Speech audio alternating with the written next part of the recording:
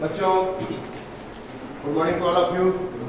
Today we will discuss about the biodiversity and diversity in living organism. आप अपनी चारों तरफ देखते होंगे तमाम सारे पेड़ पौधे वनस्पतियां हैं। कुछ दिखते हैं, कुछ नहीं भी दिखते हैं, कुछ माइक्रोस्कोपिक होंगे जो आपको दिखेंगे नहीं, सूक्ष्मदर्शी की सहायता से आप देखेंगे। कुछ ऐसे ही दिखते हैं सामने पेड़ पौधे वनस्पतियां हैं। तो हम डाइवर्सिटी किसको कहेंगे? डाइवर्सिटी का मतलब विविधता, लेकिन यहाँ पर हम लोग पढ़ने वाले हैं diversity in living word. Diversity in living word को एक वर्ड में कहना हो तो हम कहेंगे बायोडाइवर्सिटी। बायोडाइवर्सिटी को ही डाइवर्सिटी इन लिविंग वर्ड कहेंगे। डाइवर्सिटी इन लिविंग ऑर्गेनिज्म और living world is called as biodiversity. लेकिन एक्चुअली बायोडाइवर्सिटी किसे कहेंगे? तो wide variety of plant, animals, micro organisms present on earth planet. इस वसुंधरा पे, इस धरती पे, जल में, थल पर, जमीन के अंदर, पानी में, समुद्र में, हर जगह पे जितनी भी तरह के ऑर्गेनिज्म है, लिविंग ऑर्गेनिज्म है, प्लांट है, एनिमल है, माइक्रो ऑर्गेनिज्म है, सबको एक साथ मिला करके हम क्या करते हैं? बायोडाइवर्सिटी और डाइवर्सिटी इन लिविंग वर्ड। तो एक सेंटेंस इसके लिए हम लोग लिखते हैं, द वाइड वेराइटीज ऑफ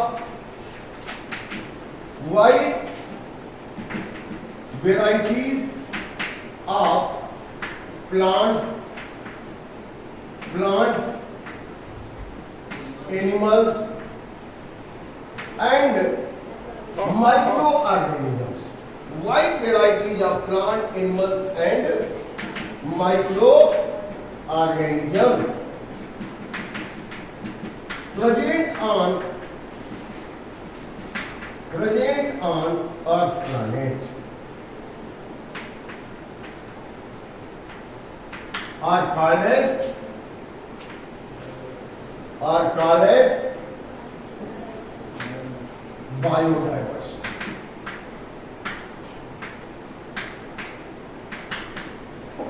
अब ये जो बायोडाइवर्सिटी है अलग अलग लेवल पे है। एक तो जीनेटिक लेवल पे, जीनेटिक लेवल पे अगर आप देखें, ह्यूमन बीइंग को ही ले लें, पूरे वर्ल्ड में लगभग 7 बिलियन लोग हैं, लेकिन ये 7 बिलियन लोग एग्जैक्ट एक जैसे नहीं, थोड़ा अंतर है। हमारे सेल में 46 क्रोमोसोम है, हर एक सेल में 23 जोड़ी है, और इसमें जो जीन है, जीनोम है, 99.9% जो बेस सीक्वेंस है जीन के बिल्कुल एग्जैक्ट सिमिलर है। 0.1% वेरिएशन की वजह से ये सारे वेरिएशन हम लोग देख रहे हैं। इसका मतलब जीन के लेवल पे भी अंतर है। तो जीन के लेवल पे जो अंतर है उसकी वजह से जो डाइवर्सिटी बनी उसको कहते हैं जीनेटिक लेवल डाइवर्सिटी। अब हिमालय के बेल्ट में तमाम सारे पौधे हैं। एक मेडिसिनल प्लांट है राउल्फिया वोमिटोरिया, वो एक ही स्पीसीज राउल्फिया वोमिटोरिया अलग रेंज ऑफ हिमालय में अगर ग्रो कर रहा है तो उसके अंदर उपस्थित केमिकल में कुछ न कुछ फर्क होगा, उसके कंसंट्रेशन में फर्क होगा। जैसे चिली का पौधा है, अलग अलग एरिया में ग्रो कराया गया, अलग अलग वैरायटी का है, तो कुछ ज्यादा तीखा होगा, कुछ कम तीखा होगा। मैंगो की वैरायटी है, एक ही स्पीसीज है मैजिक वैरायटी का, लेकिन अलग अलग वैरायटी है, कोई बड़ा है, कोई छोटा है, कोई खट्टा है, कोई मीठा है। तो जीन लेवल में वेरिएशन हुआ कि नहीं? तो जीन में थोड़े अंतर होने की वजह से भी वेरिएशन आते हैं। इसके अलावा स्पीसीज लेवल, अलग अलग स्पीसीज है तभी उनमें अंतर है, वो भी जीन का ही वेरिएशन है, डीएनए का ही वेरिएशन है, तभी अंतर आएंगे। और अलग अलग इकोलॉजिकल कंडीशन, जैसे यहाँ पे जो पौधे हैं वो डिजर्ट में नहीं मिलेंगे, डिजर्ट में एनाफनी मिलेगी जहाँ पे जीरोफिलिक कंडीशन है। मैंग्रोव का फॉरेस्ट आप जाके देखिए, वहाँ राइजोफोना मिलेगा, मैंग्रोव मिलेगा। सुंदरबन डेल्टा में क्योंकि वहाँ साल ज्यादा है, तो उनमें अंतर क्यों हो गए? इकोलॉजिकल वेरिएशन की वजह से। तो जीन के लेवल में अंतर होने की वजह से, उनकी स्पीसीज में अंतर होने की वजह से, इसके अलावा हैबिटेट में अंतर होने की वजह से तमाम सारे कारणों से उनकी मॉर्फोलॉजी, फिजियोलॉजी, एनाटॉमी में परिवर्तन होता है और इसकी वजह से wide variety of plant and animal micro organism धरती पे हैं। इसके अलावा जीन में म्यूटेशन होगा, रिकॉम्बिनेशन होगा, जिसकी वजह से उनके फिनोटाइपिक कैरेक्टर में थोड़े थोड़े अंतर आते हैं। आज हमें इस चैप्टर में ये देखना है कि इस वसुंधरा पे, इस धरती पे, इस अर्थ प्लानेट पे अलग अलग तरह के कितने तरह के ऑर्गेनिज्म हैं और उनको ठीक से स्टडी करने के लिए कितने तरह के ग्रुप में बांटा गया है, कैसे सिस्टमेटिक ढंग से उनको क्लासिफाई किया गया है। ये सारी बातें हम इस चैप्टर में पढ़ेंगे। बात समझ में आ गई? आपको क्या पढ़ना है अभी? Living organism, wide variety of living organism को पढ़ना है और अलग अलग ग्रुप में कैसे क्लासिफाई किए गए हैं उसको पढ़ना है। तो let us see the need for classification of living organism. क्यों क्लासिफिकेशन की जरूरत पड़ी? अगर हमने देखे पूरे धरातल पे, पूरे पृथ्वी पे या प्लैनेट पे लगभग मोर देन 7 मिलियन स्पीसीज है। Systematic study of different type of living organism requires classification. उनका अगर सिस्टमैटिक स्टडी करना है तो उनको एक निश्चित ग्रुप में बांटना पड़ेगा। जैसे आप लोग यहाँ पे जितने बच्चे हैं 9वीं से लेकर 12वीं तक के बच्चों को अगर हाइट के आधार पर आप क्लासिफाई करा जाए तो बहुत सारे 12वीं के बच्चे 9वीं में आ जाएंगे, बहुत सारे 9वीं के बच्चे 12वीं में चले जाएंगे, नहीं हाइट के आधार पर। लेकिन आपको 9वीं में किस आधार पर रखा गया है? आपके स्टडी लेवल के आधार पर। आप 8वीं पास करके आए तो 9वीं में है, जो 11वीं पास करके गया तो 12वीं में। तो सिस्टमेटिक हुआ कि नहीं हुआ? तो यहां भी जरूरत क्या है? अब आप देख सकते हैं कि living organism have evolved on the earth over millions of year ago. 3300 million year ago bacteria बना, प्रोकैरियोटिक सेल बना। कितना साल पहले? 3300 मिलियन ईयर एगो। लेकिन वो बैक्टीरिया तो है, लेकिन धीरे धीरे उसमें मॉडिफिकेशन होकर के कुछ चेंज होते गए। जैसे आप लोगों के साथ 5वीं में बहुत सारे बच्चे पढ़ रहे थे, बच्चियां पढ़ रहे थे। कुछ लोग सेलेक्ट हो गए नवोदय में, वो एक साथ आ गए नवोदय विद्यालय। अभी 12वीं तक आप एक साथ रहेंगे, 12वीं तक भी नहीं रहेंगे, 10वीं तक रहेंगे। 10वीं के बाद कुछ लोग साइंस ले लेंगे, कुछ आर्ट लेंगे, कुछ कॉमर्स ले, अलग अलग जगहों पे चले जाएंगे। उसके बाद भी सिलेक्शन जैसे जैसे होगा अलग अलग जगहों पे जाएंगे। और आप नीट में सिलेक्शन हो गया तो डॉक्टर कहलाएंगे, इंजीनियर हो गया तो इंजीनियर कहलाएंगे, IAS PCS बन गए तो जो बन जाएंगे वो कहलाएंगे। वैसे ही ऑर्गेनिज्म में भी धीरे धीरे परिवर्तन होता है। जहाँ के वातावरण में रहता है उस वातावरण के हिसाब से वो एडजस्ट करना चाहता है, अपने आप को अनुकूलित करना चाहता है और उसमें थोड़े चेंजेज आते हैं और चेंजेज उसके लिए उपयोगी हो गए तो वो चेंजेज पीढ़ी दर पीढ़ी कैरी हो जाते हैं और उसमें परिवर्तन आने लगते हैं। आप अभी अपने माँ बाप के बच्चे हैं, अभी 9वीं 10वीं 9वीं में पढ़ रहे हैं, लेकिन जिस दिन आप नीट क्वालिफाई कर लेंगे, IIT क्वालिफाई कर लेंगे, 5 साल पढ़ने के बाद आपको डॉक्टर कहा जाएगा, IIT करके आए तो इंजीनियर कहा जाएगा कि नहीं कहा जाएगा? तो वैसे ही ऑर्गेनिज्म में जैसे जैसे बदलाव आते हैं, उनके रूप बदलते हैं, फिर उनके नाम भी बदलेंगे, उनका ग्रुप भी बदलेगा। तो इतने सारे प्लांट एनिमल हैं, उनको कैसे हम पहचाने, कैसे जाने? बहुत सारे तो ऐसे माइक्रोस्कोपिक है, वो बिल्कुल माइक्रोस्कोप पे ही दिखेंगे, और कुछ ऐसे हैं जो बहुत बड़े हैं, जैसे ब्लू व्हेल है, सिक्वोया जायजेंटिका है, काफी बड़े बड़े हैं। और कुछ ऐसे हैं जो जिनका लाइफ स्पैन बहुत कम दिन के लिए, कुछ ऐसे हैं जो बहुत ज्यादा दिन के लिए उनका लाइफ स्पैन है, कई साल तक रहते हैं। तो अलग अलग शेप, साइज, आकार, लाइफ स्पैन, अलग अलग मॉर्फोलॉजिकल कैरेक्टर है। लेकिन उनको क्लासिफाई कैसे हम करें सिस्टमेटिक अध्ययन करने के लिए? तो क्लासिफाई करने के लिए कुछ तरीके अपनाए गए। Basis of classification. क्लासिफिकेशन का आधार क्या बनाया गया? आधार ये बनाया गया कि जितने भी लिविंग ऑर्गेनिज्म है उनका बॉडी सेल का बना हुआ है। किसका बना है? सेल। सबसे पहले वो यूनिसेलुलर है या मल्टीसेलुलर है? अगर यूनिसेलुलर है तब फिर वो प्रोकैरियोटिक सेल का बने हैं कि यूकैरियोटिक। और प्रोकैरियोटिक सेल के हैं, उनका बॉडी प्रोकैरियोटिक सेल का है या फिर यूकैरियोटिक।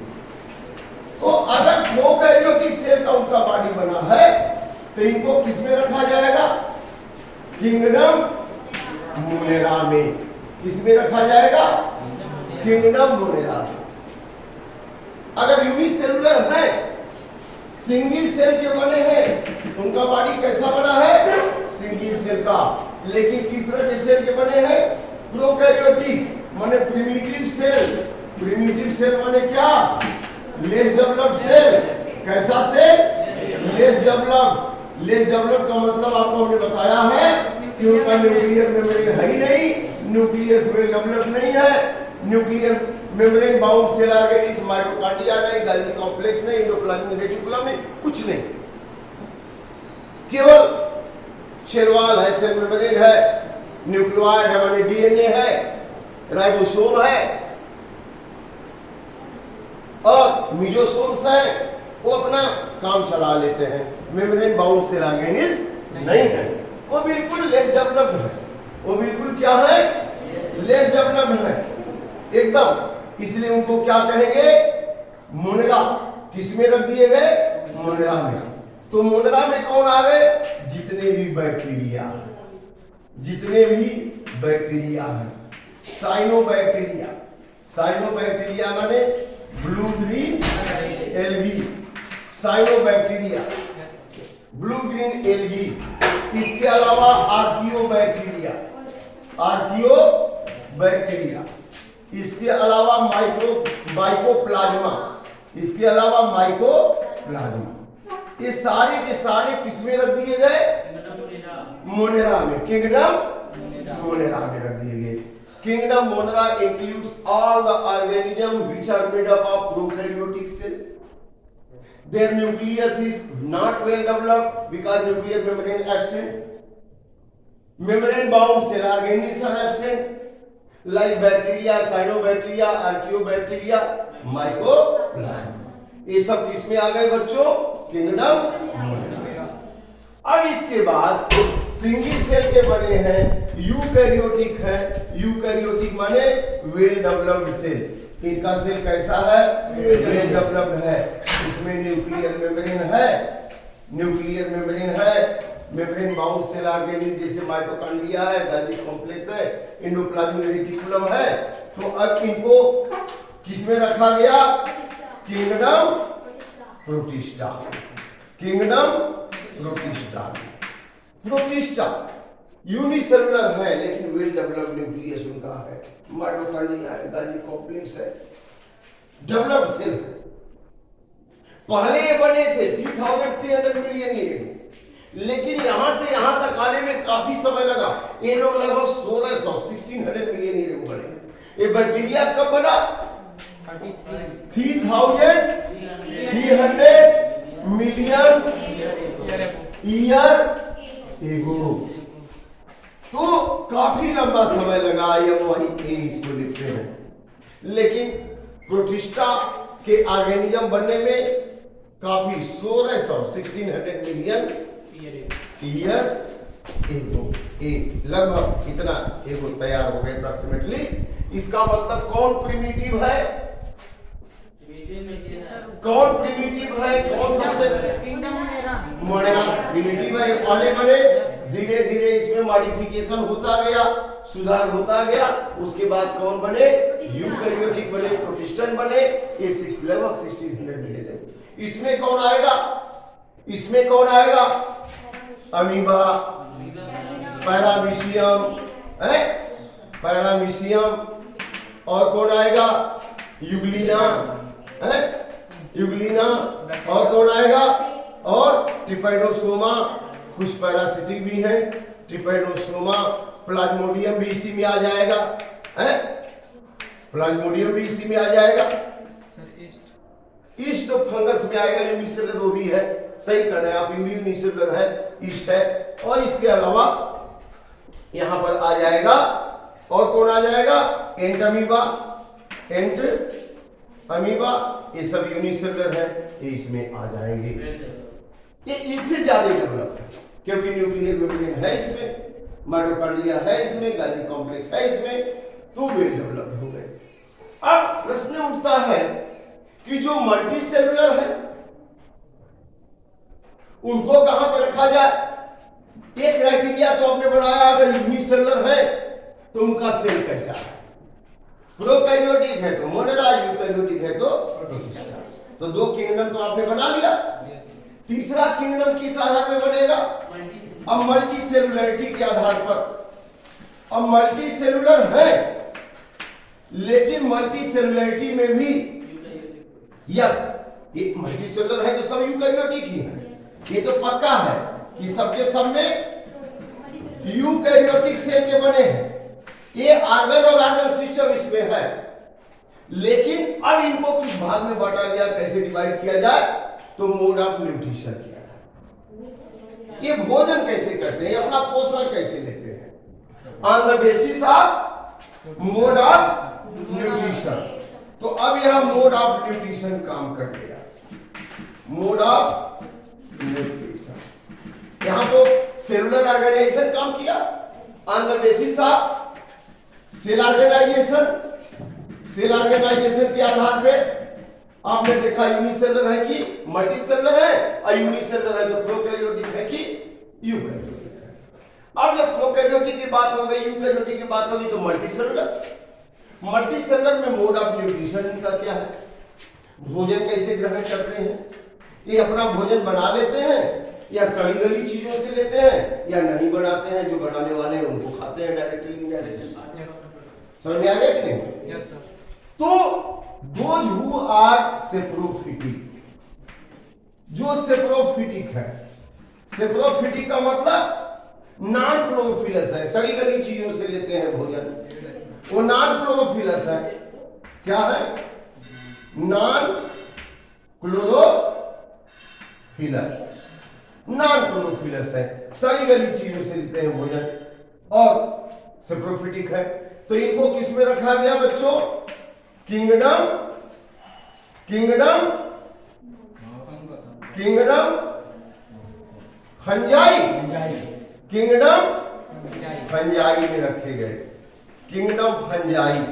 अब किंगडम फंजाई में कौन कौन आ गया?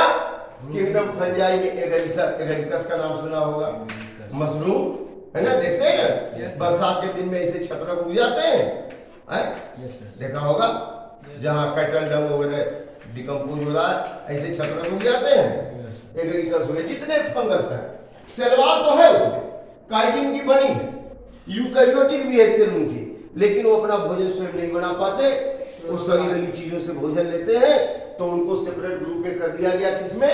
Kingdom fungi. तो एक किंगडम हो गया मोनेरा, दूसरा किंगडम हो गया प्रोटिस्टा, और तीसरा किंगडम हो गया फंजाई। अब इसके बाद जो अपना भोजन खुद बना सकते हैं, ऑटोट्रॉफिक है। जो लोग ऑटोट्रॉफिक है, माने अपना भोजन बना सकते हैं, उनको किस में रखा गया? Kingdom Plantae, kingdom Plantae, kingdom Plantae, kingdom Plantae में रखा गया। किंगडम प्लांटे मतलब ये अपना भोजन खुद बना सकते हैं। इनके पास तमाम सारे ऐसे उपाय हैं, इनकी जड़ें हैं, जैसे वाटर मिनरल ले लेंगे, इनके सेल्स में क्लोरोप्लास्ट है, और सनलाइट की उपस्थिति में अपना भोजन बना लेते हैं। तो ये ऑटोट्रॉफिक है, ये अपना भोजन खुद के लिए भी बनाते हैं, दुनिया भर के लिए भी भोजन बना के देते हैं, ऑक्सीजन भी देते हैं। तो किंगडम प्लांटे कैसे है? ऑटोट्रॉफिक है, और इनमें सेलवाल पाया जाता है। क्या पाया जाता है? सेलवाल भी पाया जाता है, इनमें सेलवाल पाया जाता है, क्लोरोप्लास्ट पाया जाता है, अपना भोजन खुद बना लेते हैं, तो प्लांटे हो गए। अब ये कैटेगरी ऐसी है जो मल्टी सेलुलर तो है, लेकिन वो अपना भोजन खुद नहीं बनाते, वो हेटेरोट्रॉफिक है। कैसे है? हेटेरोट्रॉफिक। तो जो भोजन बना लेते हैं उनको खाते हैं एक दूसरे को। तो ऐसे यहाँ जो है, अब एक तीसरा चौथा किंगडम हो गया, और एक पांचवा किंगडम क्या होगा? Kingdom animal, yes animal, kingdom animal, kingdom animal. Kingdom animal में वे सभी आएंगे जो मल्टी सेलुलर है, जिनका यूकैरियोटिक सेल का बॉडी बना हो, और वो अपना भोजन खुद नहीं बनाते हो, डायरेक्टली इनडायरेक्टली प्लांट को भोजन के रूप में लेते हो। अब डीएल है तो प्लांट को खाएगा, लाइन है तो डीएल को खाएगा, है? तो किंगडम एनिमल। तो आपने पूरा इस क्राइटेरिया को देखा, पूरे लिविंग ऑर्गेनिज्म को कितने किंगडम में बांट दिया गया बच्चों? 5 किंगडम में। अब मैं इसको एक लाइन में दिखा दूंगा आपको। तो पहला किंगडम देखिए, हम नीचे इसलिए बना रहे हैं कि सबसे पहले बने थे। तो पहला किंगडम क्या बना? मोनेरा। पहला क्या बना? मोनेरा। और इनसे एडवांस थोड़ा हुआ तो प्रोटिस्टा। Very good, protista. और इनसे एडवांस हुआ, लेकिन ये तो प्रोकैरियोटिक है। एक यूनिसेलुलर सब है, ये सब यूनिसेलुलर है, ये सब यूनिसेलुलर है, लेकिन ये प्रोकैरियोटिक है, प्रोकैरियोटिक है। और ये क्या है? यूकैरियोटिक है। अब इसके बाद नंबर आता है मल्टीसेलुलर का। किसका नंबर आता है? मल्टीसेलुलर का। अब मल्टीसेलुलर में जो अपना भोजन नहीं बना पाएंगे, डिकेइंग मैटर से भोजन लेंगे, तो इनको क्या कहेंगे? Fungi kingdom, fungi. और एक कैटेगरी जो अपना भोजन बना ले, ऑटोट्रॉफिक माने किंगडम प्लांटे। समझ आ रहा है कि नहीं? Very good, kingdom Plantae. और एक कैटेगरी है मल्टीसेलुलर, तो है लेकिन अपना भोजन नहीं बना सकते, वो हेटेरोट्रॉफ है। वो क्या है? हेटेरोट्रॉफ है। तो उनको किस में रख दिया गया बच्चों? किंगडम एनिमल में। वेरी गुड, किंगडम एनिमल में।